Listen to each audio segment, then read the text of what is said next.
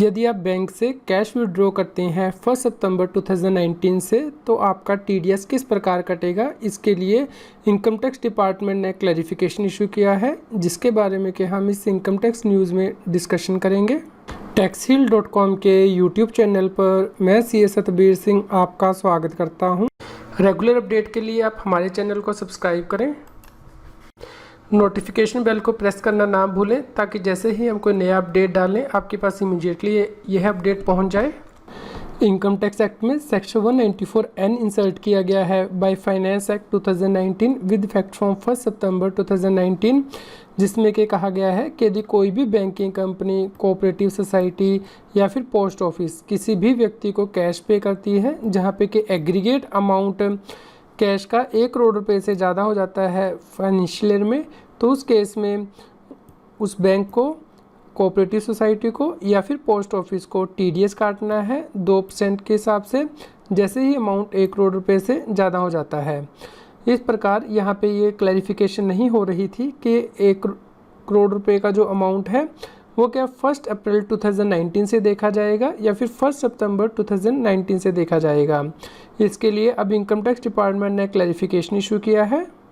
Income tax department ने कहा है कि यदि किसी बैंकिंग कंपनी, कोऑपरेटिव बैंक या फिर पोस्ट ऑफिस के पास किसी व्यक्ति के एक या फिर एक से ज़्यादा अकाउंट्स हैं और उसका जो एग्रीगेट अमाउंट है कैश का ड्यूरिंग द ईयर 1 करोड़ रुपए से ज़्यादा हो जाता है विड्रॉल का, तो उस केस में उसके बाद जो भी विड्रॉल होगा उस पर 2% टीडीएस काटा जाएगा बैंकिंग कंपनी के द्वारा, कोऑपरेटिव बैंक के द्वारा या फिर पोस्ट ऑफिस के द्वारा। ये प्रोविज़न 1 सितंबर 2019 से लागू हो गई है।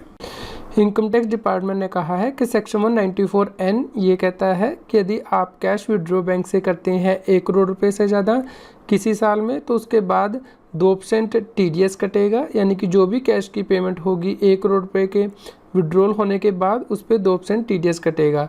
इसलिए जनरल पब्लिक की बहुत सी क्वेरीज आ रही थी कि यदि कैश 1 अप्रैल 2019 से 31 अगस्त 2019 के बीच में विड्रॉ किया गया है तो यह सेक्शन किस प्रकार अप्लाई होगा।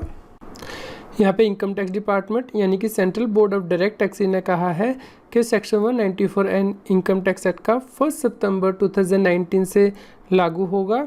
इसलिए जो भी कैश विड्रॉल 1 सितंबर 2019 से पहले की गई हैं उसके ऊपर सेक्शन 194N अप्लाई नहीं होगा, यानी कि टीडीएस नहीं कटेगा यदि आपने 1 अप्रैल 2019 से 31 अगस्त 2019 के बीच में कैश विड्रॉ किया है। लेकिन जो 1 करोड़ रुपए की थ्रेशोल्ड लिमिट है वो प्रीवियस ईयर के लिए देखी जाएगी। इसलिए सेक्शन 194N को अप्लाई करते हुए 1 अप्रैल 2019 से आपने जो कैश विड्रॉ किया है उसकी कैलकुलेशन की जाएगी। यदि आपने ऑलरेडी 1 करोड़ रुपए या फिर उससे ज़्यादा का कैश 31 अगस्त 2019 तक कर लिया है बैंक से, जो भी आपका बैंक अकाउंट मेंटेन किया गया है या फिर एक से ज़्यादा जो बैंक अकाउंट मेंटेन किए गए हैं बैंकिंग कंपनी के पास, कोऑपरेटिव बैंक के पास या फिर पोस्ट ऑफिस के पास, तो अब 1 सितंबर 2019 से आप जो भी अमाउंट कैश में विड्रॉ करेंगे 2% टीडीएस कटने के बाद ही बैंकिंग कंपनी, कोऑपरेटिव बैंक या फिर पोस्ट ऑफिस आपको पे करेगा।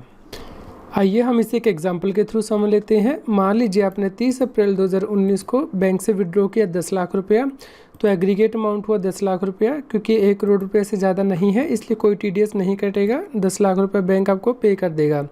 फिर आपने मान लीजिए 31 अगस्त 2019 को 90 लाख रुपए बैंक से निकाल लिए। एग्रीगेट अमाउंट यहाँ पे 1 करोड़ रुपया हो जाता है, लेकिन अभी भी अमाउंट 1 करोड़ रुपए से ज़्यादा नहीं हुआ है, इसलिए 90 लाख रुपए आपको पे कर दिए जाएंगे।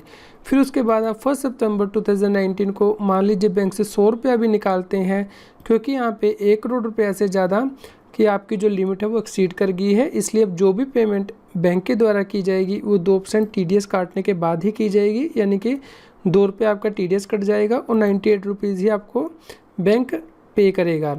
इसी प्रकार आप 2 सितंबर 2019 को मान लीजिए 10,000 रुपया निकालते हैं तो यहाँ पे भी बैंक 2% आपका टीडीएस काटेगा और 9800 रुपीज़ ही आपको पे करेगा, क्योंकि यहाँ पे आपकी 1 करोड़ की लिमिट जो है वो एक्सीड हो चुकी है फाइनेंशियल ईयर के लिए। इसी प्रकार हम दूसरा केस डिस्कस करते हैं। मान लीजिए आपके 2 बैंक अकाउंट हैं जो आपने खोले हुए हैं बैंकिंग कंपनी के पास, तो 30 अप्रैल 2019 को आप 5 लाख रुपए विड्रॉ करते हैं तो कोई टीडीएस नहीं कटेगा। इसी प्रकार आप 31 मई 2019 को दूसरे बैंक अकाउंट से 5 लाख रुपया निकालते हैं तो भी कोई टीडीएस नहीं कटेगा।